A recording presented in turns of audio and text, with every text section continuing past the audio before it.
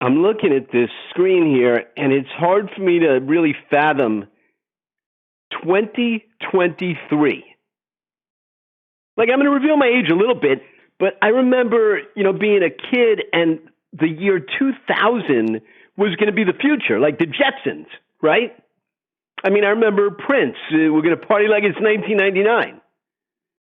Now he's dead, and we're looking at 2023. How did that happen? But some things are predictable, not everything. But some things are predictable. And what is predictable is every year, pumpkins show up around October, and candy shows up at the end of October, and then turkey is soon to follow. And I would say usually shortly after turkey, because Black Friday has to show up, and then people trample each other in the malls to get televisions for 18 cents, right?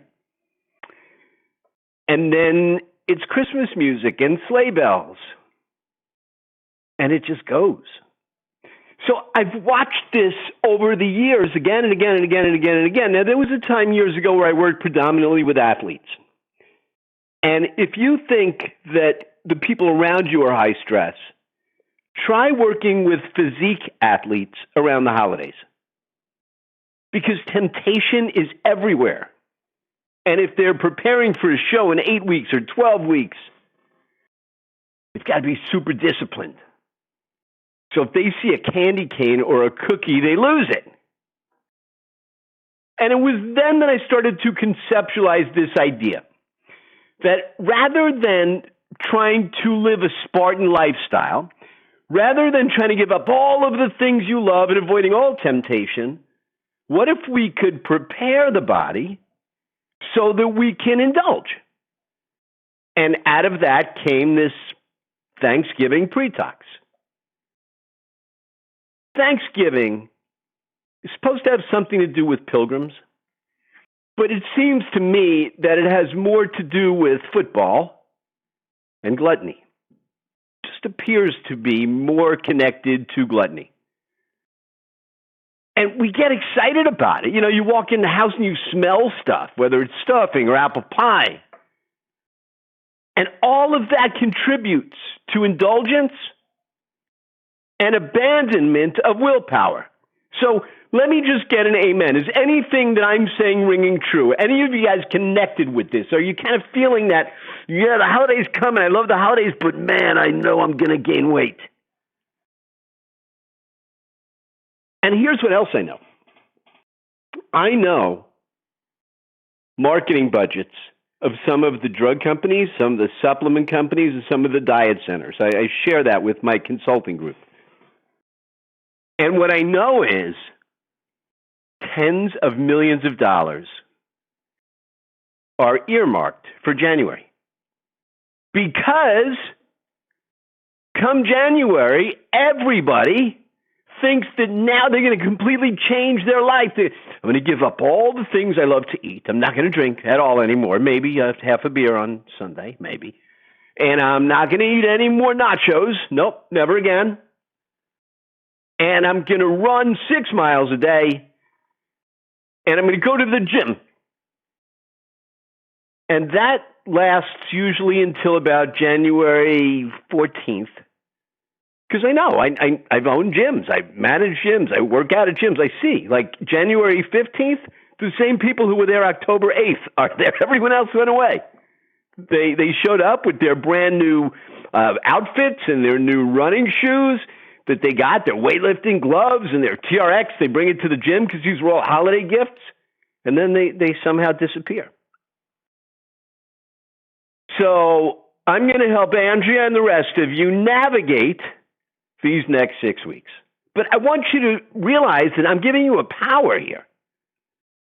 And it's not a power that comes from me. It's a power that comes from divinity. I'm just showing you how to access it. So let's start with this.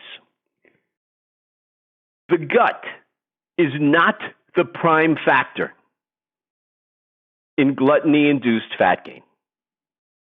Meaning, everybody who eats a lot of turkey and they go, oh man, I got to plop down on the couch. And they go, it's the turkey enzymes. I'm going to fall asleep. And they pat themselves in the belly. And they're worried about the belly. And some people will buy like tummy trimmers or vibrating things that they put on their belly. I'm talking about belly vibrating things. Don't get crazy on me here. Or red lights that they wrap around their belly because they think that's where the problem is. But let's understand. The problem is people don't understand how to control the brain. The brain is the control center of this whole thing. The brain, in conjunction with the cells of your body, regulates your appetite and tells you when you're supposed to feel satiated, when things are in working order. And usually, come Thanksgiving, things are not in working order because people don't understand. They have control over this. When you get those cravings and you go, oh man, the leftovers. I know I said that I'd start my diet today, but I'll start it Monday because I'm craving a piece of that pie. That's your brain.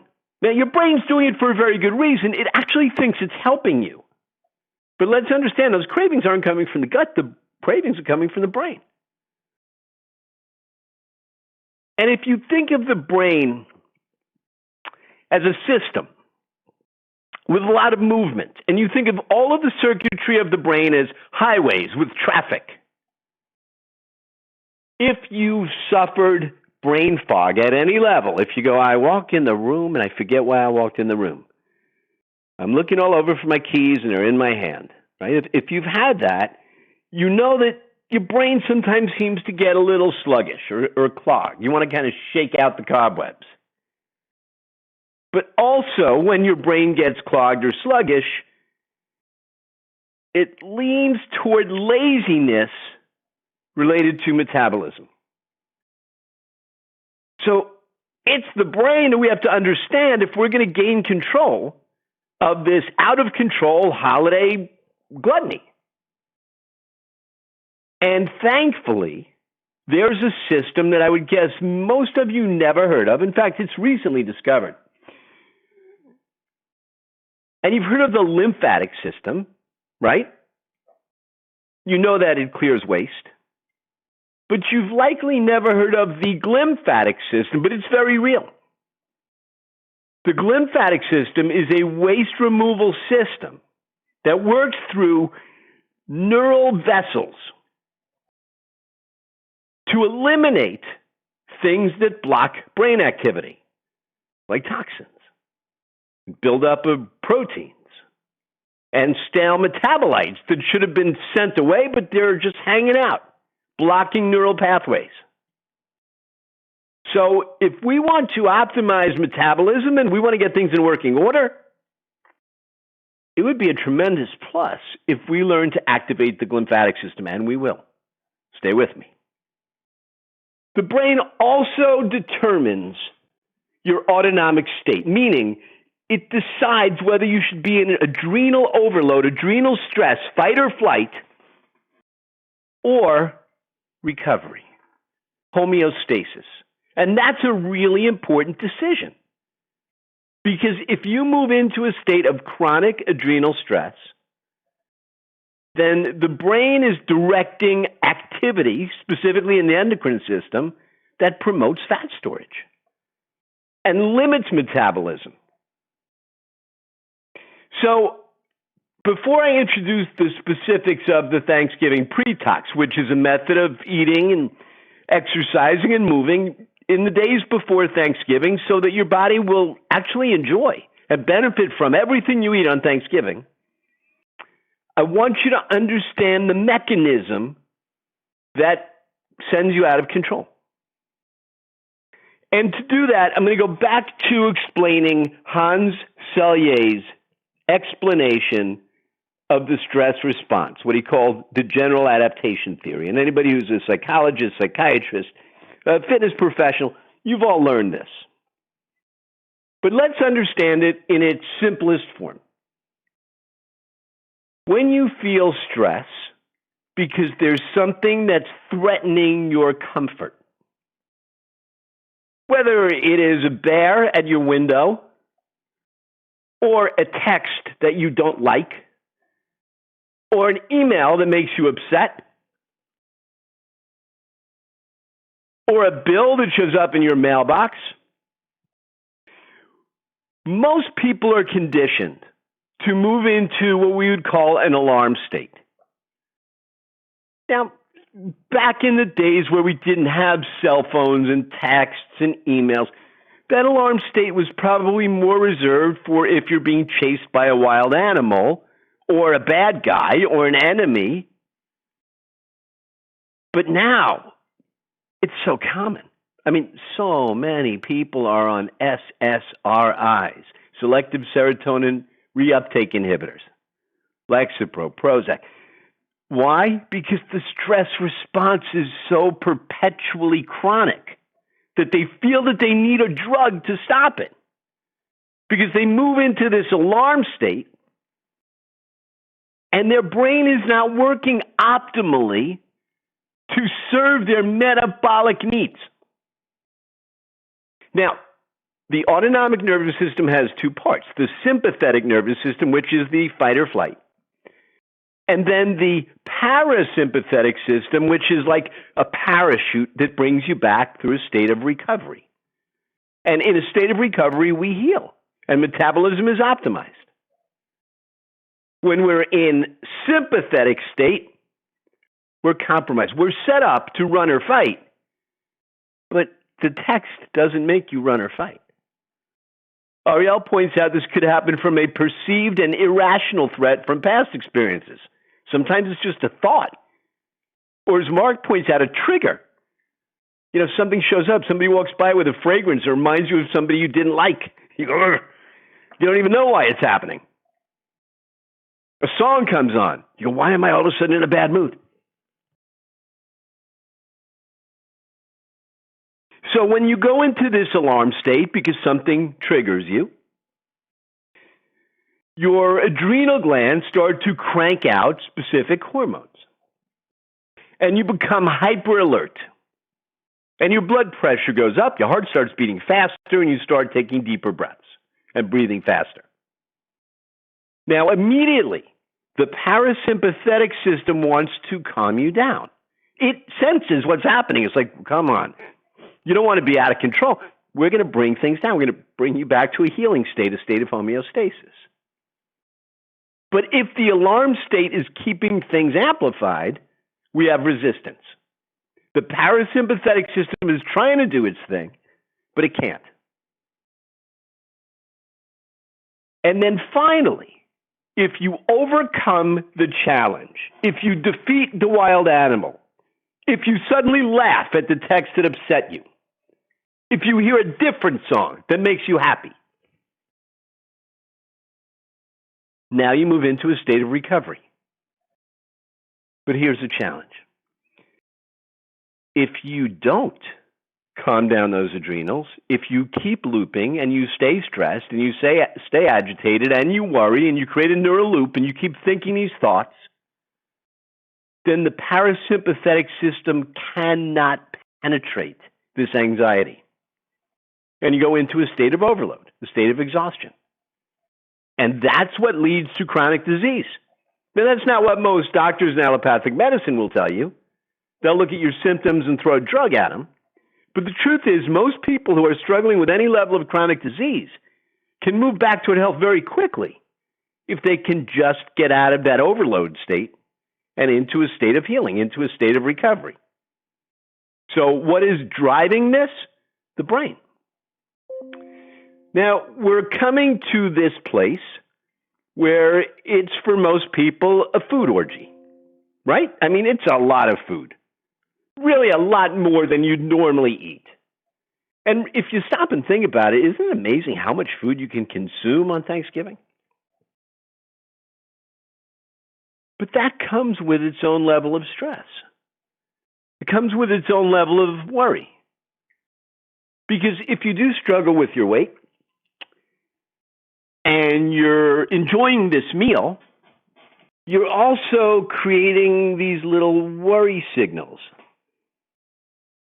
And you're going, maybe I shouldn't have that much stuffing. Maybe I shouldn't have a second helping. I'll just have the white meat. But if you've got that stress response going on, it's not going to work.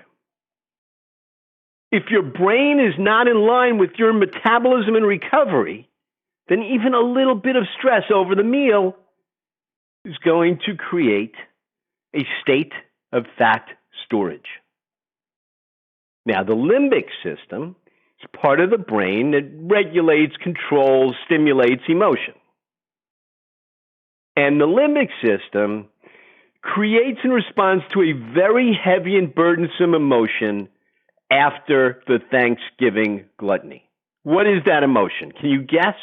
What is the emotion most people feel after they overeat for a day, and then 2 days, and then 4 days? What is the emotion that suddenly takes over the circuitry of their brain? Andrea, ding, ding, ding, you got it. The heavy emotion is guilt. And you know what guilt does? It prompts an adrenal response. You keep playing this over. So here's the really good news. There is a miraculous way to overcome this whole thing. And the miracle, as I said earlier, is not coming from me. It is within you already. You've just got to gain access to the power to activate this miracle. So as of this moment, let's understand how we can start a path of victory where guilt is not even a factor. It doesn't even show up. Let's talk about how you can gain control over your metabolism. Sound good? You know the I'm exhausted from eating so much feeling? Let's forget about that. Let's get your body to respond to the meal with energy. Let's not worry about blood sugar elevations and cholesterol. Instead, let's recover all of the elements of health. And with that, all of the elements of youth. Do we have that power? Absolutely. So regardless of what you've done in the past, 2023 can represent an entire new beginning. But instead of focusing primarily on the gifts you're going to buy for people, for now, think about the gift you're going to give yourself.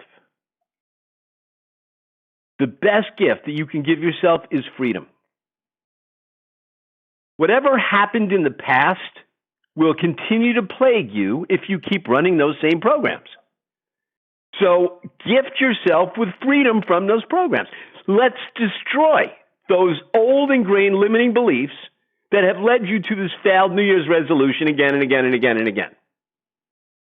Before we feel guilty about eating, let's understand that eating is good because food is raw material. And turkey comes not only with tryptophan, but a whole lot of amino acids that are used for protein synthesis, tissue growth. And believe it or not, stuffing can be a source of energy. Now, not every meal every day, but if you get your body in the right state, carbohydrates are your body's preferred source of fuel. So what will determine whether the food that you consume is going to be used for valuable health-inducing purposes or the opposite? Well, how you move. That's a big determinant. And how you move in the days before Thanksgiving will affect how that Thanksgiving meal affects you. I just gave you some examples of how the limbic system and emotion can impact brain response. So it's clear just from that little bit that emotion will impact how your body uses food. If you want to deprive yourself of sleep because it's the holidays, you want to go out and party, it's a choice you're making. But understand that when you are reducing sleep or getting less sleep than your body needs to recover, metabolism suffers. The brain suffers. How well you recover will determine how efficiently your body uses food. The quality of the food, the quantity of the food, the timing of the food. All of these things are factors. So it doesn't make sense to look at the meal and go, let's try to eat less. it makes sense to focus on all of these elements that will determine what your body does with the food. How well your organs are functioning, how the systems of your body are interacting, and what energy is taking place at a cellular level. Because when you understand the inner workings of the human machine, you don't have to be a victim of holiday guilt. So this is why I introduced to you the Thanksgiving Pretox. Now, with the Pretox, you eat full meals every day. This is not starvation. That will backfire. You do exercise, but you don't want to do excessive exercise. Why? Because that's physical stress. You should exercise, absolutely, and I'm going to give you an option of which routine you'll choose. One is more strenuous than the other, but a lot of people go, I'm going to work out like crazy the week before because then, no, it's not going to work. It's going to backfire because you're creating the stress response and cortisol. So I'm going to ask you to do 6 to 9 minutes of resistance exercise every day leading up to Thanksgiving, starting on Monday. So we're talking about Monday, Tuesday, Wednesday, and then Thursday. Now, you'll do some aerobic exercise after the weight training. Really important that you do them in that order, but not more than 15 or 16 minutes. The Pretox is going to set you up so that your body optimally uses whatever you put on that Thanksgiving plate. Does that sound good? You want to know more? Now, I do know that some of you, and I recognize a lot of the names here, you're Alive members. Some of you are now going through the bridge routine and intermittent eating. So for you, a lot of this will be familiar. There's not going to be much of a change. For the people who are not going through the program or are not Alive members, who don't even know what I mean by that, this will be a change. So I know I've got a mixed audience here, and you guys are free to ask questions and chat, and the coaches are here. Mark is here, Roy is here, Ariel is here. You can ask whatever you want, and if I don't see it, I promise at least one of the coaches will answer you. I've heard it said that muscle is active. This is true, right? Burns calories. And fat just sits there. Now, that's not true. Fat cells are active. Now, once they become a fat cell and they store fatty acids, and now you have an adipose cell, adipose tissue, fatty material, the fat reservoir is just going to sit there, and the cell starts to build up a network to support it. But there are working parts of even that fat cell. And there are some important working parts of that fat cell. And when we talk about visceral fat, as opposed to subcutaneous fat, some of that can come back in slow metabolism further and make you fatter. So we've got to understand, again, the programs, but the programs are based on the interaction between the cells and the brain. So when you're eating, at a certain point, if you're eating normally, meaning at a slow pace and you're having a meal, you feel satiated. I'm not talking about full. I'm not going, oh man, I'm full. Satiated, like you just don't need to eat anymore. And the signal that makes you feel satiated is a hormonal transmitter called leptin. And it is sent from the fat cell to the satiety centers of the brain. So this is good. When you're eating, your fat cells, little at a time, are going, okay, we're going to send out the signal. Had enough to eat. So that's part of appetite regulation naturally. But here's something that really it was amazing to me when I first started reading the studies, but it is a fact. The state and emotion of anticipation overrides the brain's willingness to receive the leptin signal. So as crazy as this sounds, the days and hours leading up to the Thanksgiving meal, the excitement over all the food you're going to eat, literally switches off leptin's ability to make you feel satiated, which is part of why you could eat so much. I mean, if you try to eat that much every day at lunch, you couldn't. You'd feel satiated, and then you'd feel full. Then you'd feel bloated. But the anticipation over the event, the meal, it turns off the leptin response, as crazy as that sounds. So the intention here is simple. Let's understand the brain. Let's understand metabolism. Let's understand what happens during gluttony. And let's create and live by a program that allows us to enjoy a webinar tonight, prepare mentally so that in the 3 days before Thanksgiving, you implement this strategy and you maximize the value and the benefit nutritionally of the entire meal, including the pie. And you don't have to just get on a rigid diet the following day. You can enjoy a second day, not of the same level of gluttony, but modest gluttony. Now, it's important that by the time you get to 2 days past Thanksgiving, you come back to, let's call it normal eating or metabolic eating. But my plan here is I want to use this season right now. I want to use this entry into Thanksgiving to prepare my body and your body to make the entry into 2023 thrilling. So as soon as we finish this holiday season, those of you who are Live Connection members or those who want to come on board with one of the coaches, we're going to go through the Miracle of 7 program. I'm not going to talk about it much right now. I'm just going to tell you it's an exciting program. It's based on a lot of science and anti-aging information, but it's miraculous what you can achieve in 7 days. So we're going through Thanksgiving. You can follow with a day of modest gluttony and then go back to sort of normal. And then the following week, we're going to do the Miracle of 7. But do you have to do it? No, I'm just inviting you to. When we eat gluttonously, the digestive system becomes overwhelmed. It's being faced with a greater burden than it's used to handling. So at first, when you have your appetizers and you have your first few bites, your digestive system is handling it just fine, but then it starts to feel like there's too much coming in. I can't move things through this system. I can't get the peristalsis to move all of this food into the intestines or into the stomach even at a rate that it can be digested, so it slows digestion down. So this is where the problem begins.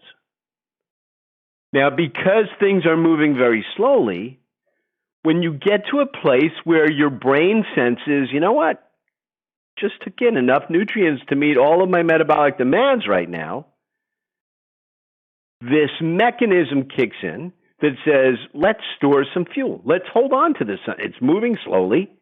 Let's take whatever's left and let's store it. And in order to do that, it creates an endocrine state where you are set up for fat storage. Now, if you want to make things worse, you'll consume alcohol and sugars. And now the pancreas, which we'll talk more about in a minute, starts to force itself to make more insulin and more insulin and more insulin. And in doing that, it stops making a very important hormone called glucagon. So I call that state insulin dominance. And when you stay in a state of insulin dominance, you start to get cravings. What do you get cravings for? Fat and sugar. Right? I mean, nobody here gets cravings for broccoli. You don't go, man, I'm really jonesing for some cauliflower. You want pizza, you want ice cream, you want candy, because fat is the nutrient that your body can survive off of the longest, and sugars will give you the quickest energy. So it's a survival mechanism. When we move into this state of gluttonous holiday life, we typically move less. So now we're comfortable in a state of storage. We're not requiring new calories to be burned. We've got lots of calories being stored. And the liver starts to pull in glycogen. And as you consume more carbohydrates and sugars, your liver becomes overwhelmed. There's more glycogen than I can actually store. But that's okay. It simply converts it into triglycerides, which are fatty acids. And now, because of your insulin dominance and your increased fatty acids in the bloodstream, you are completely set up to store fat. Is this making sense? Before I go on, I just want to take a pulse, make sure that this is making sense. And I want to be careful. I don't want to dig too deep into science, but I want you guys to get it. I don't want to just have you blindly follow a plan. I want you to understand it's not a mystery. Like, this is the way the body works. So normally, you eat carbohydrates, and those carbohydrates break down into glucose. Glucose goes into the bloodstream. It then becomes blood sugar, blood glucose. And when this happens slowly and gradually, you don't get a blood sugar spike. Your body burns glucose, stores what it needs as extra. But when there's suddenly a quick absorption of glucose, blood sugar spikes. So you're having your candy, you're having your alcohol, you're having some snacks, and all of this sugar is getting absorbed into the bloodstream at once. So you have elevated blood sugar. Now, the pancreas, I mentioned it earlier, makes two important hormones, insulin and glucagon. What you want ideally is balance. You want both. Insulin is a storage hormone. It takes that sugar that you just put into the blood and transports it into the muscles and into the liver. And when the liver is not overwhelmed, this is beautiful because it now has a reserve. So later in the day, when you're not eating, you're releasing that glycogen. And you're stabilizing blood sugar or blood glucose. So insulin stores glucose. Glucagon is the opposite of insulin. Insulin is a storage hormone. Glucagon is a release hormone. So glucagon is vitally important if you're going to release fat from a fat cell. When you go into insulin dominance and you stop producing glucagon, you can't release fat. And that's why I say you move into this storage mode, where the dominant hormone is the one that wants to put things in the cell, and you're not producing the one that wants to release it.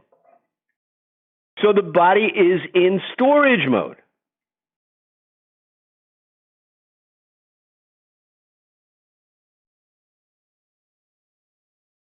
So we eat sugar.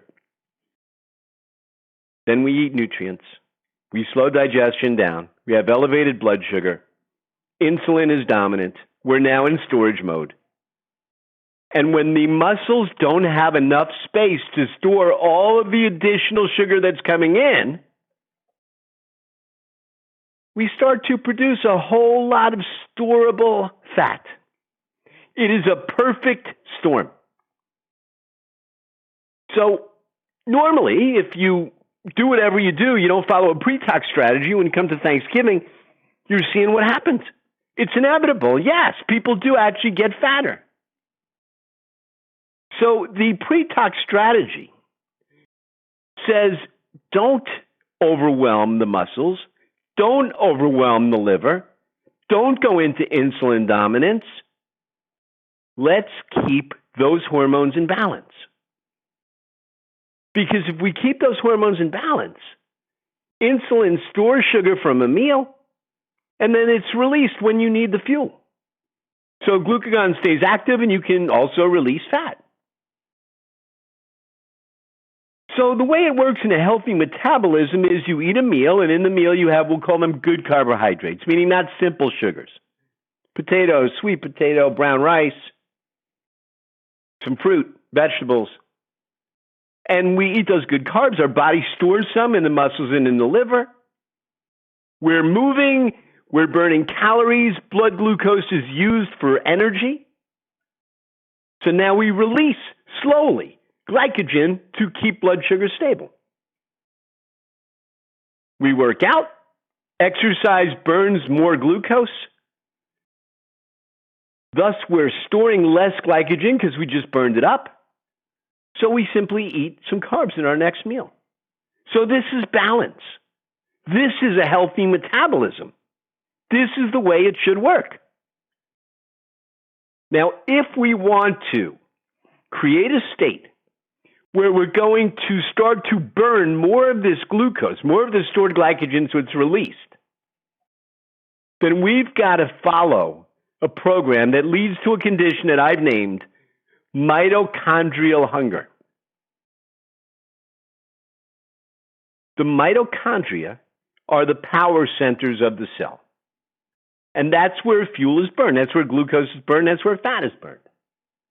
So when your mitochondria are not hungry, meaning you're not exercising, you're laying on the couch, your body holds on to fuel.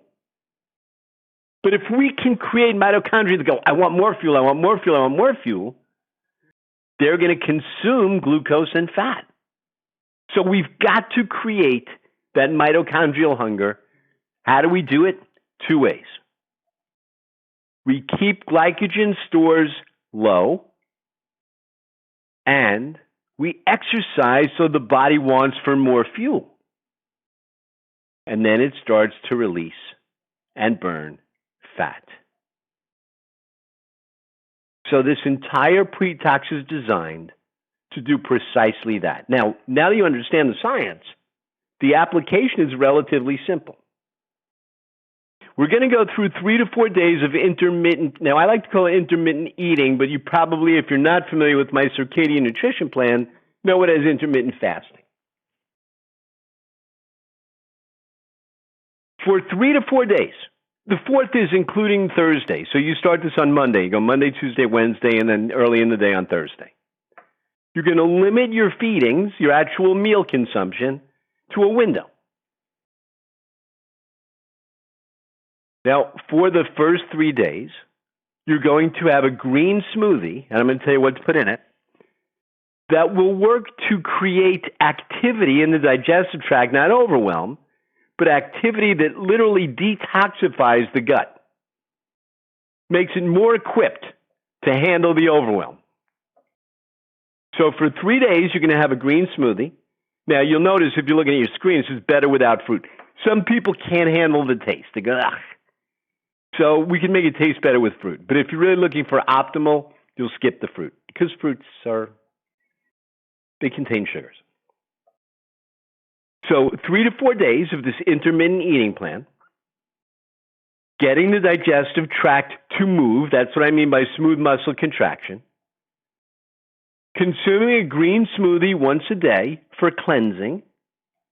And you're going to exercise ideally first thing in the morning, tapping the anaerobic threshold, which is the point where your body's demanding, the mitochondria going, we're starving, we're starving, we're starving.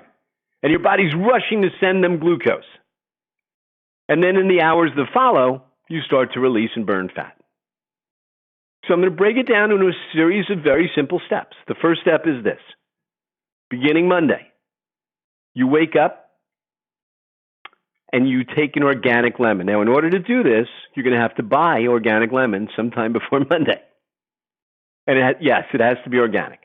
So you wake up, you take a lemon, you cut it in half. Ideally, the water should be warm. You don't have to boil it. It can just be room temperature, but it shouldn't be cold water. You squeeze the lemon, as much juice as you can get out of that lemon. If some pulp goes in there, fine.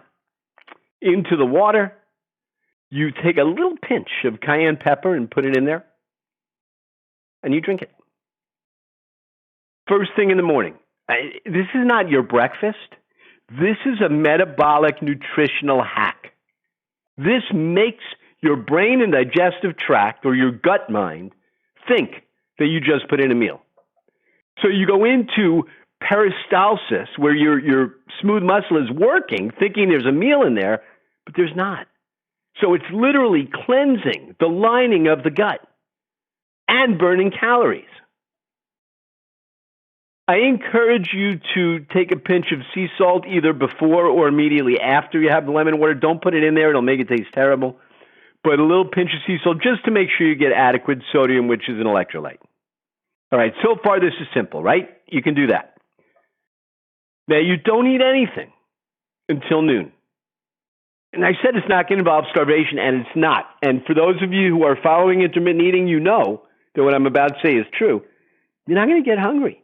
The lemon water has an effect that actually switches off appetite a bit. So even if you're used to breakfast, you won't miss it. And then when it comes to noon, you don't want to stuff your face, but you want to continue this cleansing of the gut. But you also want to get nutrients. So here's how you do it. You mix in a blender some romaine lettuce, some baby spinach, celery, cucumber, greens. Now, I said earlier, if you hate the taste of it, you can put in a frozen banana and it'll taste good.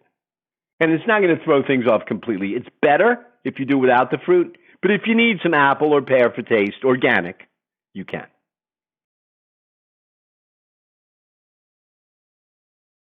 Okay, so you're having the lemon water in the morning. This is, again, Monday, Tuesday, Wednesday, and Thursday.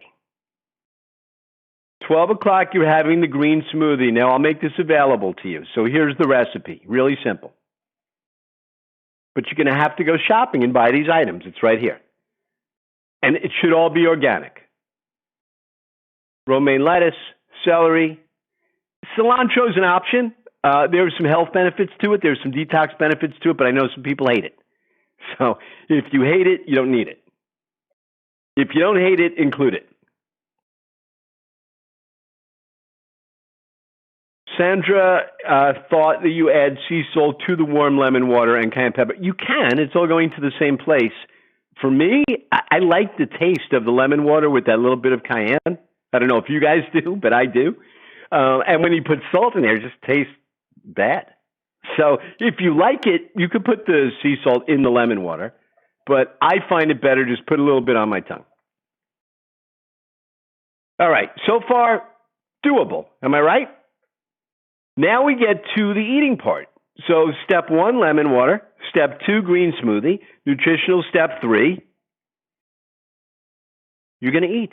And when I say you're going to eat, I mean you're going to eat. I'm talking about the Monday, Tuesday, Wednesday. You're going to have meals. Because you're amping up metabolism. You're getting nutrients. You don't want to starve and go into starvation mode. You want to create that balance of insulin and glucagon. But you limit your eating to a 4-hour window. So ideally, between 4 and 8 p.m., you have your meals. How many meals? 2. And both of them should be meals. So you have a meal at 4 o'clock. If you want, it could be a breakfast meal. And then you have another meal at 7:30. So you finish by 8. And that could be more of a dinner meal. Now, you don't want to have high sugar foods. You don't want to have refined, bleached, processed carbohydrates. But you got lots of options. Every meal should have protein and some good quality, slow-release carbohydrates or some good fats. And there's really no limit to how much vegetables you can include as a side. If you're not a vegan, vegetarian, you're open to eating meat and you enjoy red meat, it's got to be grass-fed.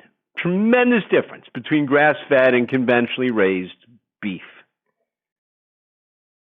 If you're going to have eggs, great, but they've got to be pasture-raised. Sweet potato, good slow-release carbohydrate. Ancient grains like quinoa, amaranth, great. And unless you have a sensitivity to dairy, then you can have dairy, but it's got to be from grass-fed cows. So now it's getting really simple, right? You get up, you have your lemon water. At noon, you make your green smoothie. And then 4 o'clock, you go, yay, it's time to eat. And you're not voraciously hungry. The smoothie actually makes you feel satiated. So you enjoy these meals, and you don't eat gluttonously. You eat until leptin says, you're good. You're satiated. Now, I'm going to ask you guys to join, if you're not already a member, the Power, Potential, and Transformation Facebook group, because that's where the coaches will show up over the next week to coach you, to guide you through this phase of the pre-Thanksgiving preparation.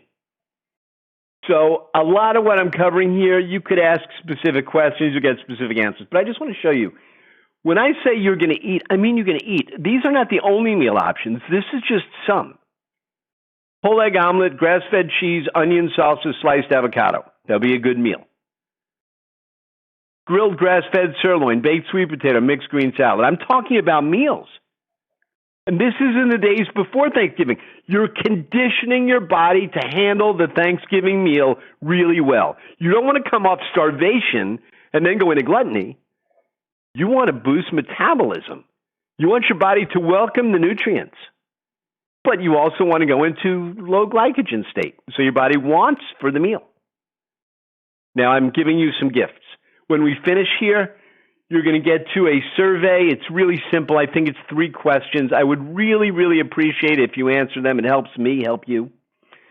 And as soon as you finish the survey and submit it, you're going to get to a page where you can download some stuff. And one of the things you can download is the Complete Metabolic Meals Recipe Book. So there are so many options in here.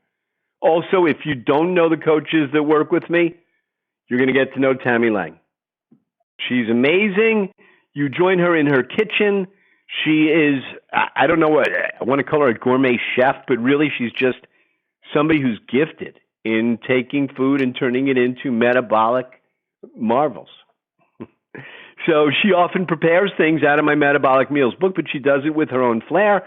She throws in her own little Tammyisms, and she shares it with you.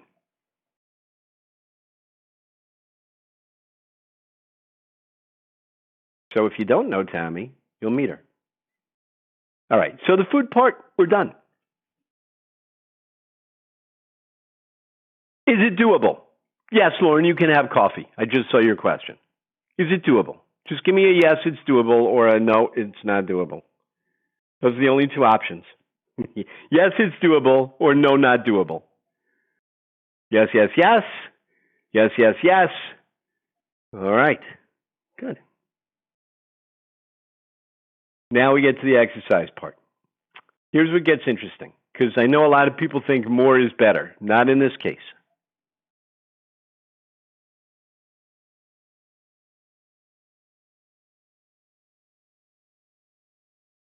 When we talk about the exercise, I'm going to give you options.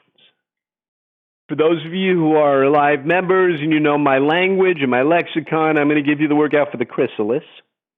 For those of you who don't know what that even is, it's the one for people who are just not very accustomed to intense exercise. But if you're an avid exerciser, even if you're like a CrossFitter, I don't want you to do your regular workouts. Remember, that's driving the stress response. You don't want that in these days. We're looking at conditioning your body, but creating mitochondrial hunger. That's our goal to make this Thanksgiving pre-tox work. So we're starting with diaphragmatic breaths.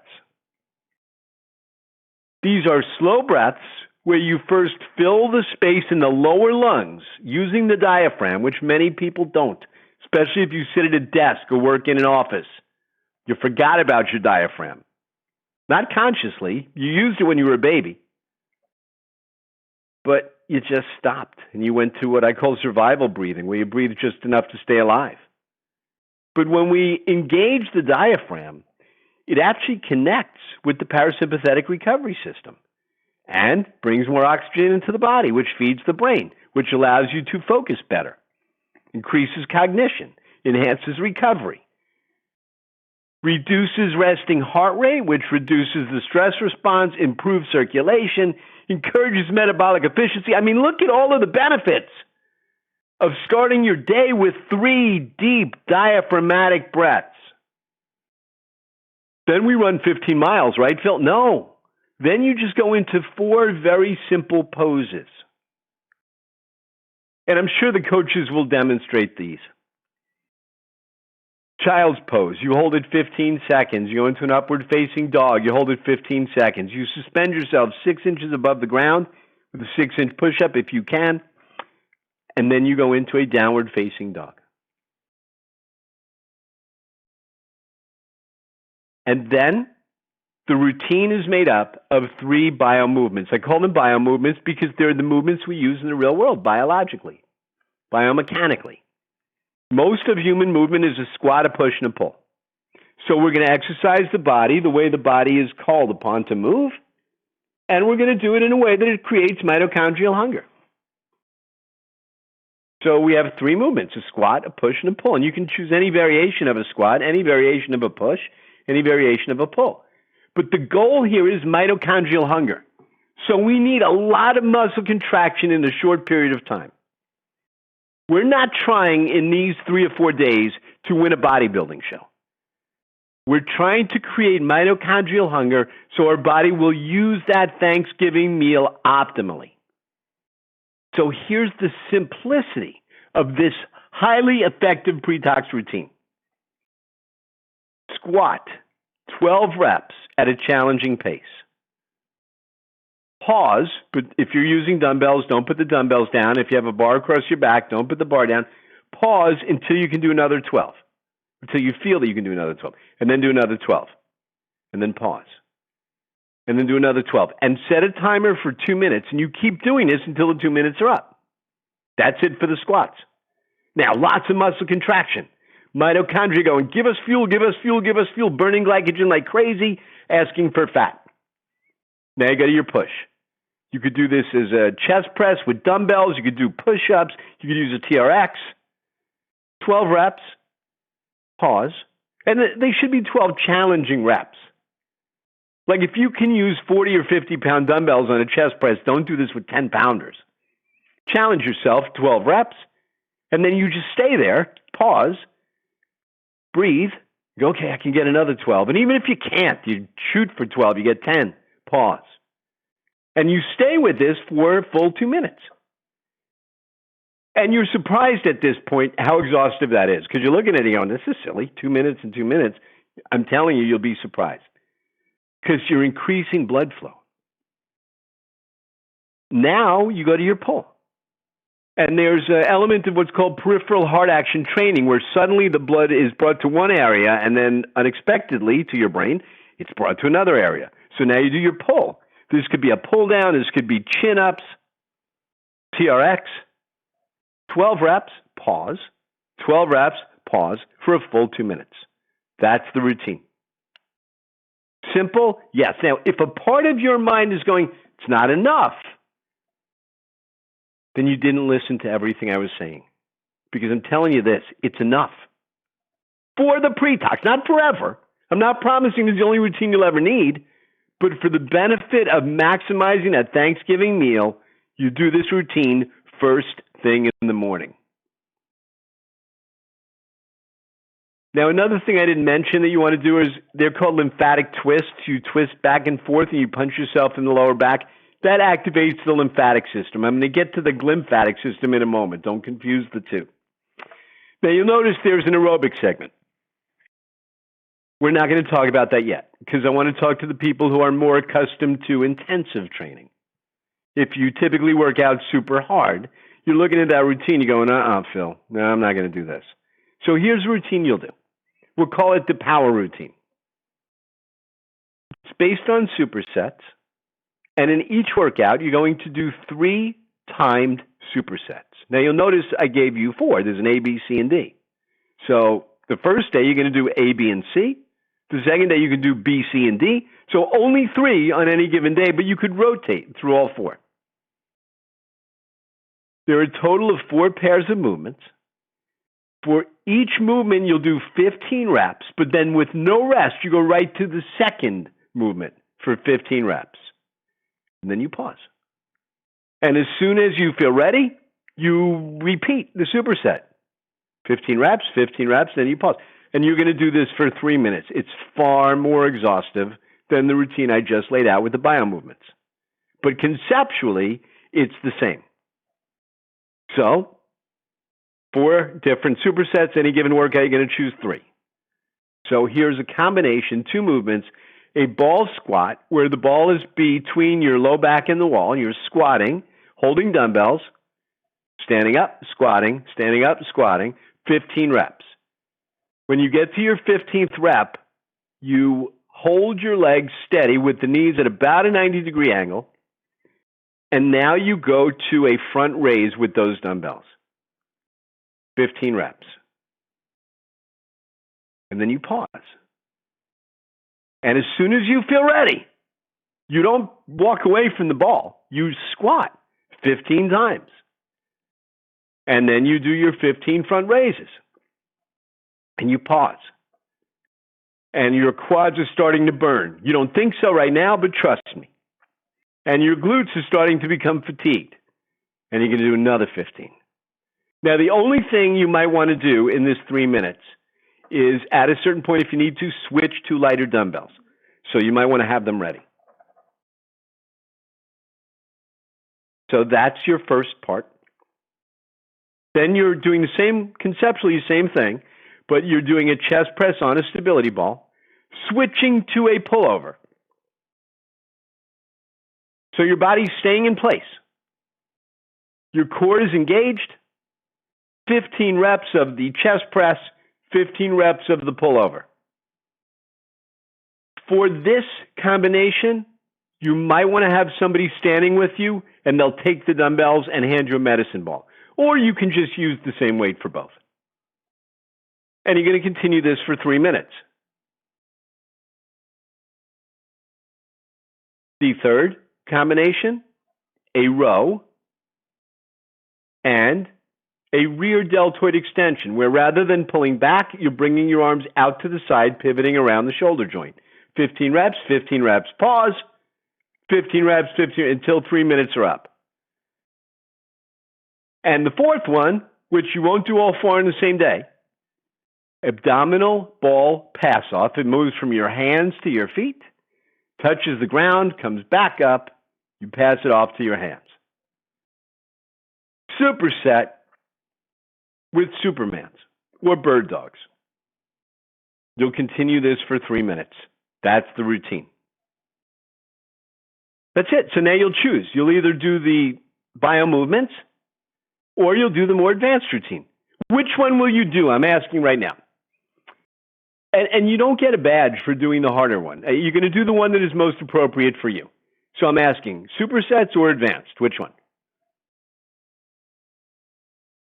Bonnie, don't do a combo. Choose one. Because again, the idea here is not to achieve physical excellence in 3 or 4 days. All of this is designed so you're creating what I keep calling mitochondrial hunger, so you optimally use the nutrients that you take in, and you maintain a balance of insulin and glucagon. That's the magic here. All right. By the way, if any of you want to post your workouts in the Facebook group, do it. It'll help everybody else here.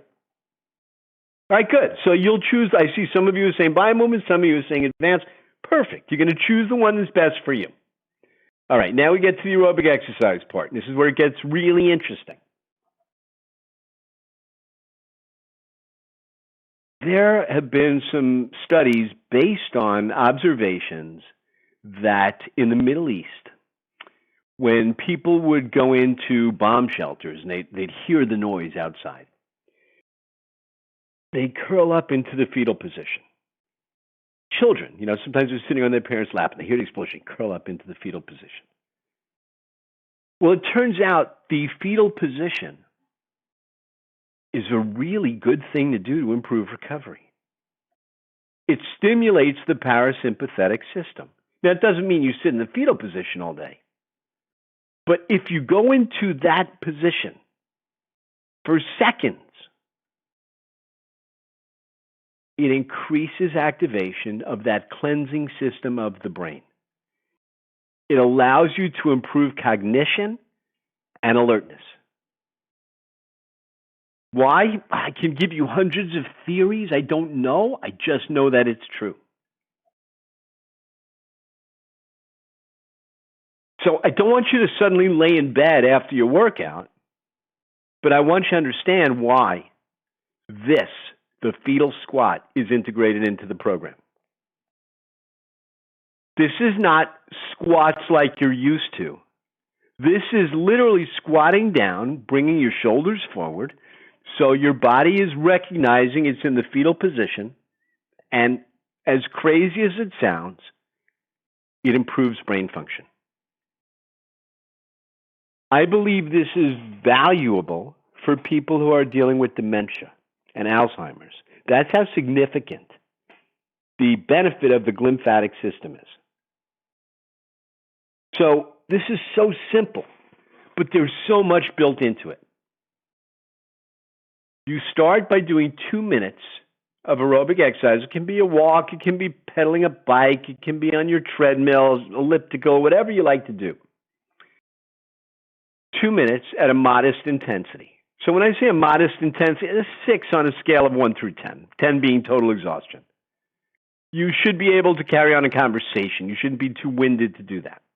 So 2 minutes at modest intensity, and then you go into this fetal squat, and you just hold it for 12 seconds. Now, if you know me well, then you don't think I'm crazy when I introduce things that are new, because you put me to the test. But I know it sounds kind of crazy because it's not common. But what is common? Adrenal stress. This is a key.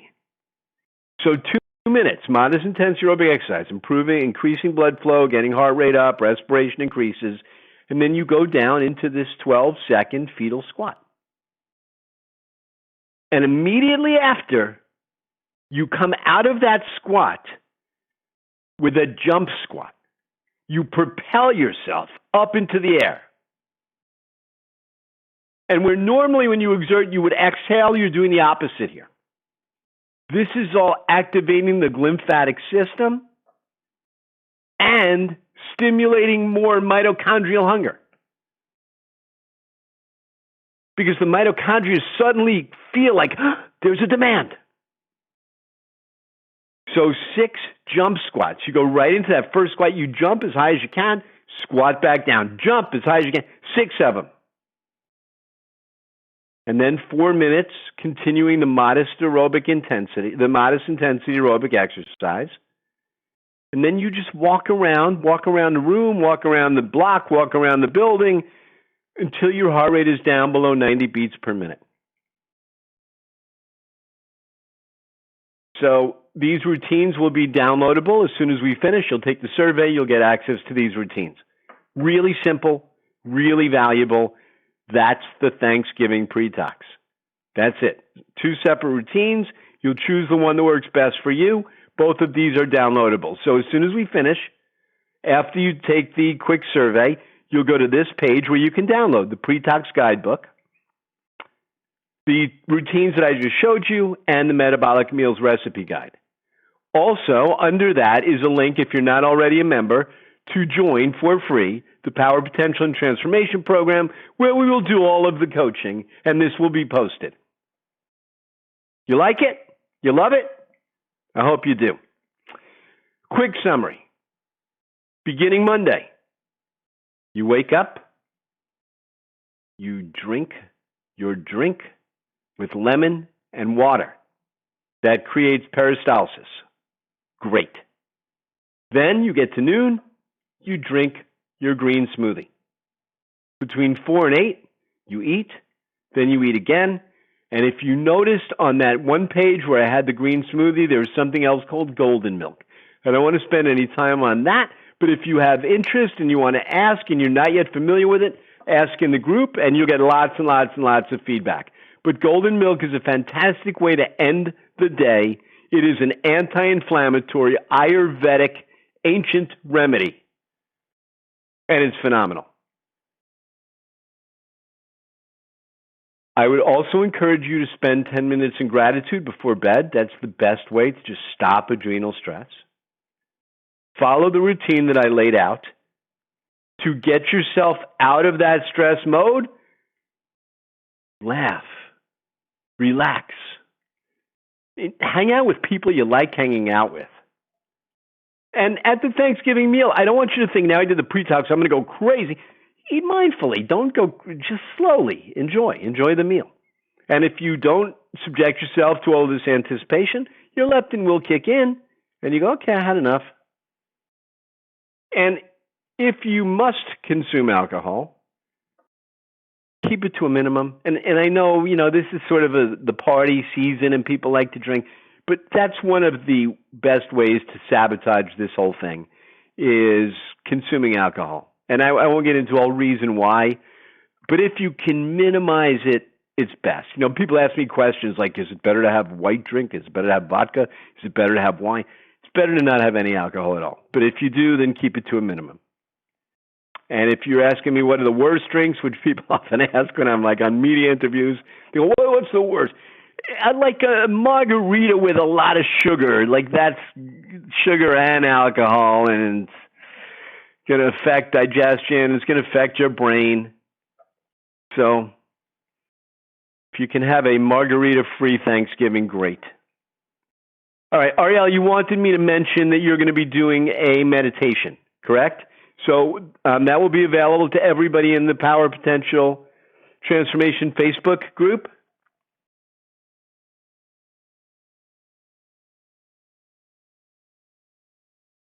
I'm waiting. Yes, Wednesday. Okay, so Wednesday before Thanksgiving, you're going to do a pre-Thanksgiving meditation, and you want everybody to join you. Am I right? All right, so we're done. Now, those of you who are already using Thrive, you'll ask the question, can I have Thrive on these pre-tox days? And the answer is yes, absolutely. If you've never used Thrive and you're like, what is this thing? We can discuss it. You can ask questions. I'll answer any questions. But it is a nutritional biohack.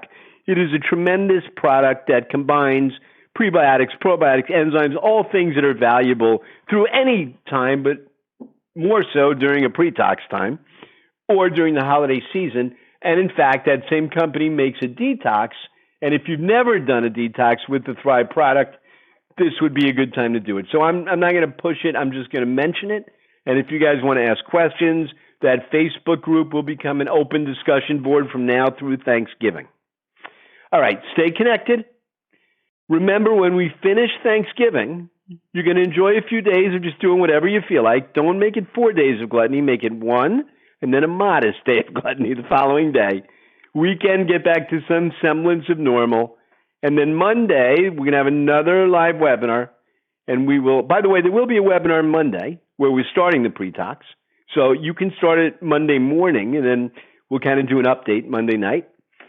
And then the following Monday, we're kicking off the Miracle of 7, and everybody here is invited. All right, stay connected. It's going to take you to the survey. I'm asking you again, please, just it'll take you no more than 3.5 minutes to fill it out. And then you'll download the materials, and then everybody pre-tox until we speak again. Be better, everybody. Bye-bye.